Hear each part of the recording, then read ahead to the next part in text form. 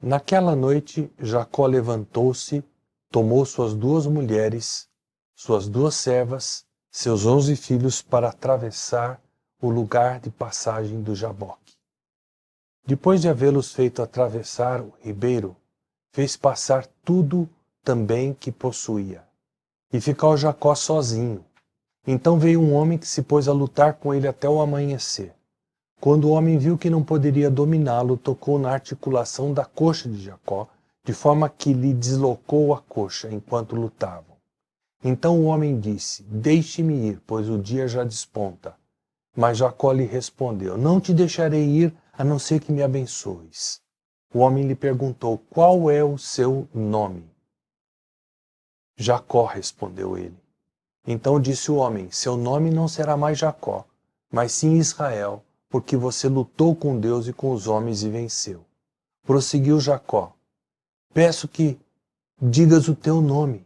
Mas ele respondeu: "Por que pergunta o meu nome?" E o abençoou ali. Jacó chamou aquele lugar de Peniel, pois disse: "Vi Deus face a face, e todavia minha vida foi poupada." Ao nascer do sol atravessou Peniel, mancando por causa da coxa. Por isso até o dia de hoje os israelitas não comem o músculo ligado à articulação do quadril, porque nesse músculo Jacó foi ferido. Quando a noite recai sobre a nossa alma, a escuridão assume controle total. Quando a mão de disciplina chega, a falta de visão de horizontes nos deixa com visibilidade zero. Aí nós somos como aquele piloto que em meio à tempestade só tem os instrumentos e nada mais em que confiar. Fora os dados daqueles instrumentos, não importa o que ele sente, nem o que ele pensa. Quando a provação toma conta da nossa vida, é como se caminhássemos com uma venda sobre os olhos. Os únicos instrumentos que nos restam são o conhecimento de Deus e nossa fé nele. É provável que ninguém na Bíblia tenha compreendido tal experiência melhor que Jacó. Por 2 vezes ele se achou só, à noite, diante de Deus. Em ambas as ocasiões ele estava fugindo. Na primeira, de seu irmão Esaú. Nesta aqui, cujo texto nós acabamos de ler, ele estava fugindo da sagacidade do seu tio Labão. Jacó era um homem em transição, alguém que se encontrava fora da sua zona de conforto. De repente, nesta experiência, nós lemos tudo se transforma em meio a esse episódio estranho, místico. O que teria acontecido? Como aconteceu? Por que isso gerou mudanças tão tremendas na forma de Jacó agir dali em diante? Tudo tem ligação com a íntima pergunta feita por Deus a Jacó: qual é o seu nome? E por se tratar de um texto bastante místico, ele mais do que nunca precisa ser observado à luz do seu contexto para que nós não corramos o risco de sermos conduzidos ao pretexto de interpretações fantasiosas da nossa imaginação. Vamos então ao pano de fundo. Primeiramente, nós queremos voltar ao capítulo 25, nós estaremos lendo vários textos das Escrituras para ver o que a Bíblia diz. Ela vai falar quase que por si só. Começando com o capítulo 25, versículos 21 a 23. Isaque orou ao Senhor em favor de sua mulher, porque era estéril. O Senhor respondeu à sua oração e Rebeca, sua mulher, engravidou. Os meninos se empurravam dentro dela, pelo que disse: "Por que está acontecendo isso?" Foi então consultar o Senhor. Disse-lhe o Senhor: "2 nações estão em seu ventre. Já desde as suas entranhas 2 povos se separarão. Um deles será mais forte do que o outro. O mais velho servirá ao mais novo." Deus anuncia a resposta à oração de Isaque. Sua mulher Rebeca terá filhos gêmeos. O mais velho servirá ao mais moço. Continuando no versículo 24. Ao chegar a época de dar à luz, confirmou-se que havia gêmeos em seu ventre. O primeiro a sair era ruivo, e todo o seu corpo era como um manto de pelos. Por isso lhe deram o nome de Esaú. Depois saiu seu irmão com a mão agarrada no calcanhar de Esaú, pelo que lhe deram o nome de Jacó. Tinha Isaque 60 anos de idade quando Rebeca os deu à luz. Esaú significa cabeludo. Jacó, o que segura pelo calcanhar. Ou seja, aquele que age traiçoeiramente, aquele que é suplantador, enganador, aquele que tira vantagem por meio da astúcia. Esse é o significado do nome de Jacó. Versículo 27. Os meninos cresceram. Esaú tornou-se caçador habilidoso e vivia percorrendo os campos, ao passo que Jacó cuidava do rebanho e vivia nas tendas. Esaú, então, era um homem trabalhador. Jacó era o protótipo do sombra e água fresca. Mas, apesar disso, Esaú se tornou autossuficiente. E Jacó veio a se tornar um homem de fé, através das muitas provações pelas quais Deus o fez passar. Versículo 28. Isaac preferia Esaú porque gostava de comer das suas caças. Rebeca preferia Jacó. O terrível perigo de um lar. Preferência dos pais por um dos filhos. Versículo 29. Certa vez, quando Jacó preparava um ensopado, Esaú chegou faminto, voltando do campo e pediu-lhe: dê-me um pouco desse ensopado vermelho aí, estou faminto. Por isso também foi chamado Edom. Respondeu-lhe Jacó: venda-me primeiro o seu direito de filho mais velho. Jacó, a essa altura, já começa a honrar o nome que tem, a tirar proveito nas horas convenientes para isso. Versículo 32. Disse Esaú: estou quase morrendo. De que me vale esse direito? Jacó, porém, insistiu: jure primeiro. Então ele fez um juramento vendendo o seu direito de filho mais velho a Jacó. Esaú foi insensato ao desprezar aquilo que por direito lhe daria uma herança maior e maiores privilégios e responsabilidades na liderança da família quando seu pai morresse. Jacó soube tirar proveito de um momento de necessidade, de fraqueza de Esaú, que estava fraco de fome. A ideia central, então, dessas duas mensagens, o fio de pensamento central para esse texto é: Deus quer que confessemos a Ele a verdade a nosso respeito, para que Ele possa nos abençoar e usar. A vida de Jacó ilustra bem como nós somos e como Deus precisa lidar conosco. São 5 etapas pelas quais Jacó passa até que Deus tenha total controle sobre a sua vida, como acontece conosco, da total independência dele para a completa dependência dele como nosso Deus soberano. Primeira etapa. Jacó era alguém completamente focado em tirar proveito do próximo. Anos atrás, em Campinas, eu recebi um telefonema desesperado de um amigo, abrindo o coração e pedindo socorro sobre o que fazer numa situação muito desagradável. Ele é um guru de computação e ele vinha cuidando de colocar a sua igreja no ar dominicalmente via internet. Por alguma falha no provedor, a igreja deixou de receber os boletos para pagamento mensal e ficou 12 meses sem pagar esses serviços. Já achei estranha a conduta de, aspas, João sem braço daquela igreja. Mas ao se dar conta, esse rapaz procurou o provedor e negociou com ele uma forma de pagar os atrasados de 1 ano. O provedor, acostumado à inadimplência, fez uma ótima proposta para a igreja, grato que estava por eles quererem pagar. Hoje em dia é tão raro, né?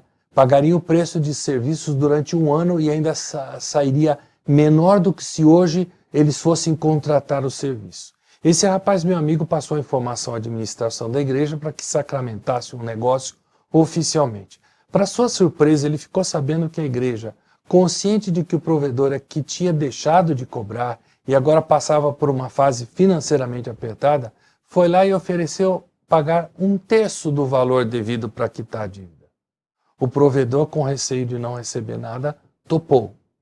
Até hoje, pastor e administradores dessa igreja pensam ter feito algo a que tinham direito.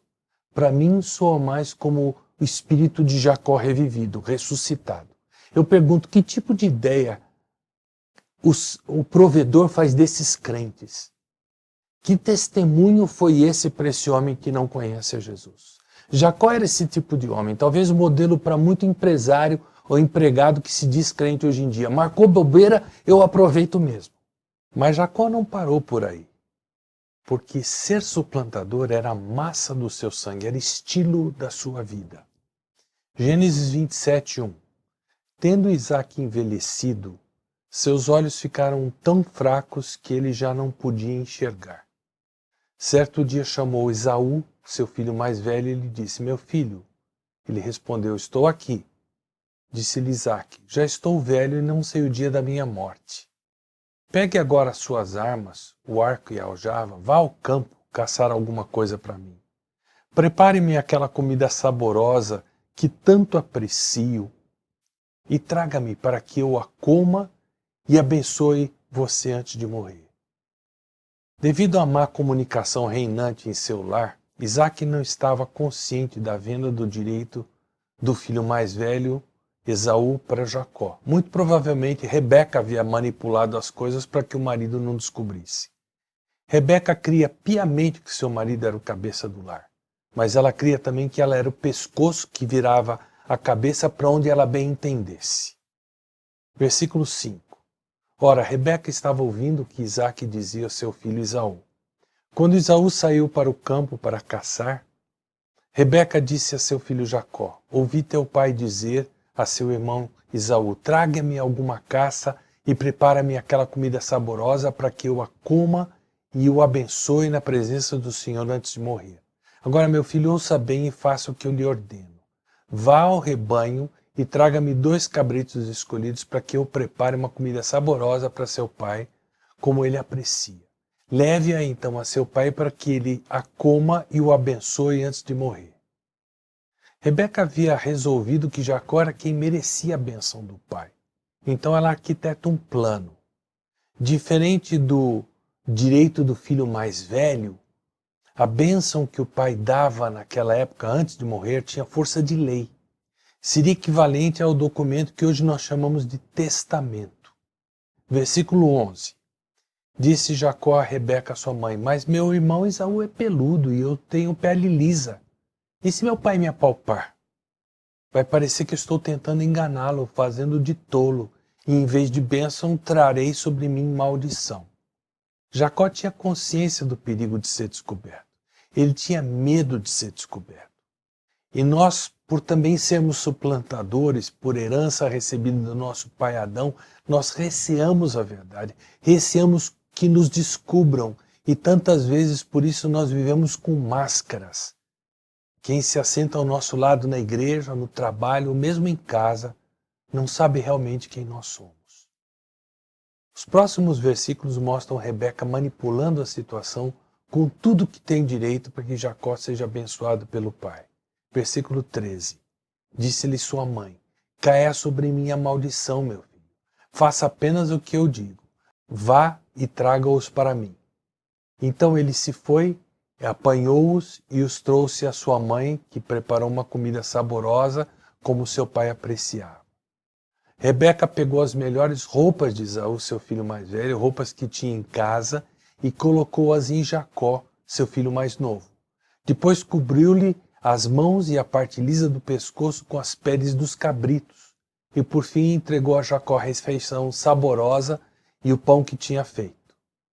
É preciso nós lembrarmos que Isaque estava cego e ele já tinha 137 anos, uma vez que ele tinha a mesma idade que morreu seu irmão Ismael, lá em Gênesis 25, 17.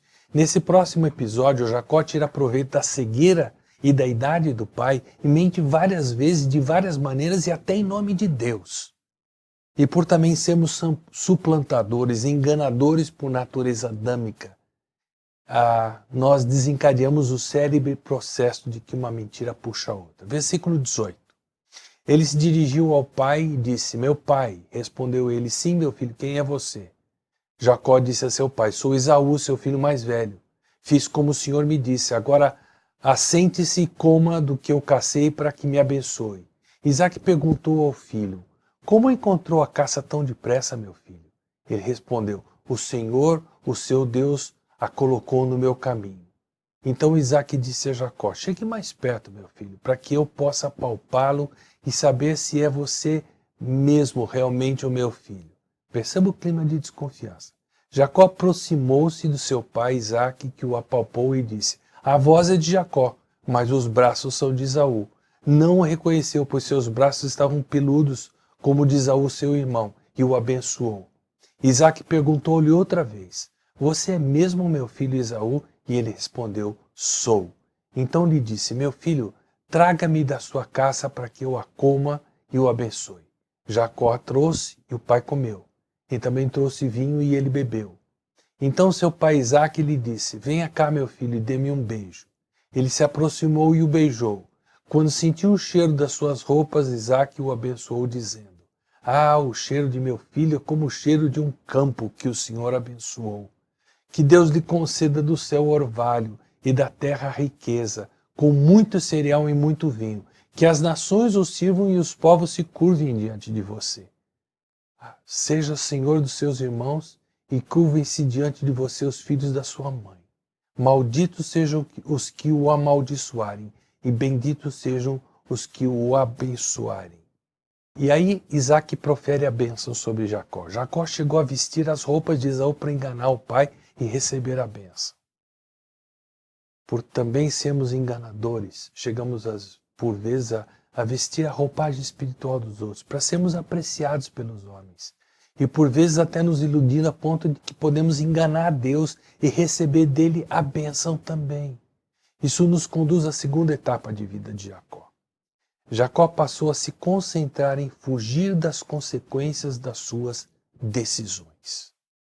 Algo muito comum hoje em dia é prezar-se pela liberdade de escolha. Não raras vezes eu tenho aconselhado pessoas a não seguirem por um caminho perigoso, alertando para as possíveis consequências, mas tenho ouvido com profunda tristeza algumas pessoas dizerem: Pastor, eu sei que eu estou errado, mas esse é o caminho que o meu coração pede que eu siga. O que as pessoas não percebem, parece que elas não entendem, é que nós somos livres sim para tomar as nossas decisões, mas nós não somos livres para escolher as consequências. Jacó estava prestes a aprender essa lição. Versículo 41. Esaú guardou rancor contra Jacó por causa da bênção que seu pai lhe dera. E disse a si mesmo: Os dias de luto pela morte de meu pai estão próximos, então matarei o meu irmão Jacó. Ao tomar conhecimento do que havia acontecido, Esaú determinou-se em matar Jacó, tão logo seu pai morresse. Vingança naquela época só acontecia após a morte do chefe do clã. De repente, aquele que enganava, que manipulava, achava ter tudo sob controle, se vê forçado a ir rumo ao desconhecido. E sem aviso prévio. Ou ele fugia ou perdia o pescoço. Não teve sequer tempo para se preparar emocionalmente. Mais uma vez a sua supermãe, Rebeca, entra em cena e cuida de tudo. Isso está em Gênesis 25, 42 a 26, 5. Resumindo, ela diz a Jacó que fuja para a casa do irmão dela, Labão, até que as coisas se acalmassem. Aí ela mandaria buscá-lo. Para Isaque, ela finge estar preocupada com o provável casamento de Jacó com mulheres daquela região. Agora, pasmem, Jacó tinha por volta de 70 anos nessa altura. Isaque, manipulado aos 137 anos de idade, envia Jacó à casa de Labão por sugestão de Rebeca. E tudo escondido de Esaú. Jacó então foge. A casa de Labão ficava a mais ou menos 800 quilômetros de distância de onde eles moravam. Seria equivalente hoje em dia a você mandar um filho para o Japão, ou você mesmo ir para o Japão de navio via Polo Norte.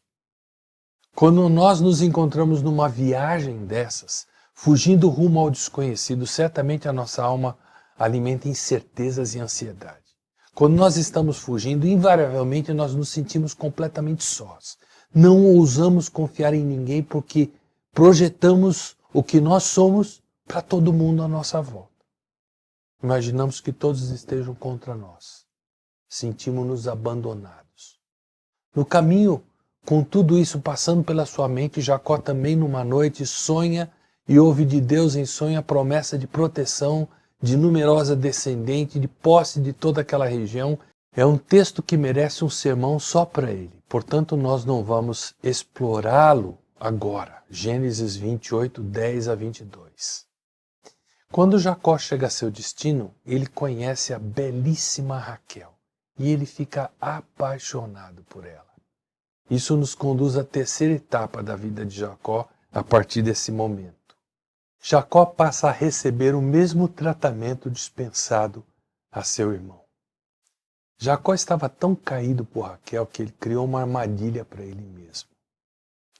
Se você que me ouve é jovem, preste atenção a Jacó, que não era tão jovem, mas estava agindo como adolescente.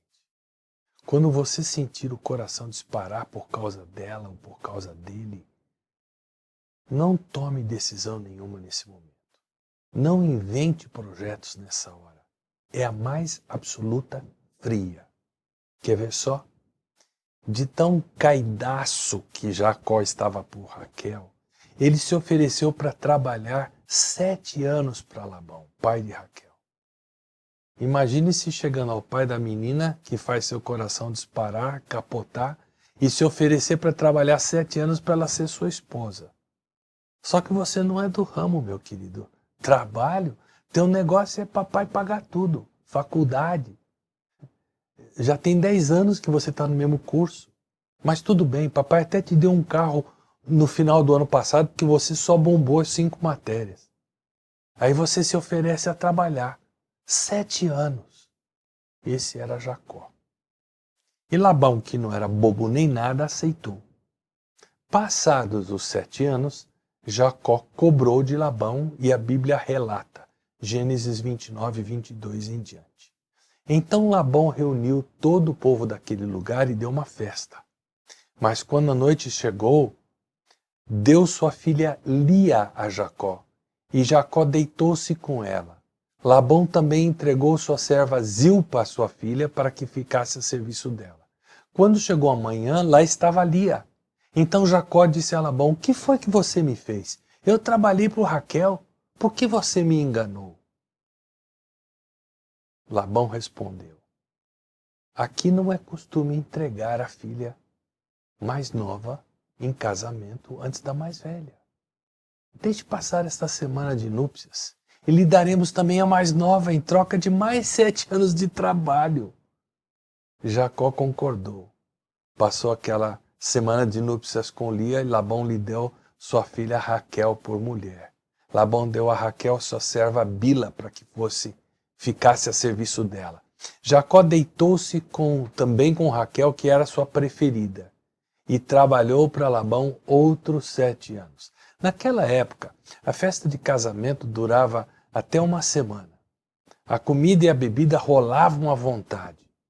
Quando chegou o momento do casal se retirar para a noite de núpcias, Jacó devia estar, como se diz na gíria, chapadaço. E a iluminação também não ajudava muito naquela época, né? Na manhã seguinte, Jacó era marido de Lia e um forte candidato a pai. Labão, que pilantragem é essa? Eu trabalhei 7 anos por Raquel e você me dá Lia. Fica frio, Jacó, meu filho. Aqui a filha mais nova nunca se casa antes da mais velha. Você é jovem, eu vou te fazer uma proposta irrecusável. Você trabalha mais 7 aninhos e eu te dou Raquel. E não precisa nem esperar os 7 anos. Deixa passar essa semana de núpcias com Lia e eu já te dou Raquel, Jacó. Isso é negócio de pai para filho, Jacó. É pegar ou largar. Jacó estava experimentando a máxima bíblica que diz que o homem semear, isso também colherá. Não é assim por vezes que acontece conosco. Quando achamos que somos mais espertos, que conseguimos esconder uma certa situação da esposa, ou do marido, dos pais, do patrão, do fisco, Deus sempre parece providenciar alguém mais astuto que nós. E quantas não são as histórias daqueles que caíram como verdadeiros patos em situações que não eram senão o colher daquilo que a vida toda semearam. Mas em sonho Deus havia prometido abençoar Jacó e ele começou a enriquecer. Quando Labão percebeu a mão de Deus abençoando Jacó, ele procurou um jeito de passar a perna nele. Mas, passados 20 anos desde que chegara à terra de Labão, Jacó já havia aprendido a lidar com seu sogro espertalhão. E Deus ordena que Jacó volte para sua parentela. Mas e Esaú? Como seria o reencontro depois de 20 anos? Isso nos leva à quarta etapa da vida de Jacó, que nós veremos na segunda parte dessa série. Fique sintonizado que logo nós continuaremos essa mensagem na próxima oportunidade. Deus abençoe.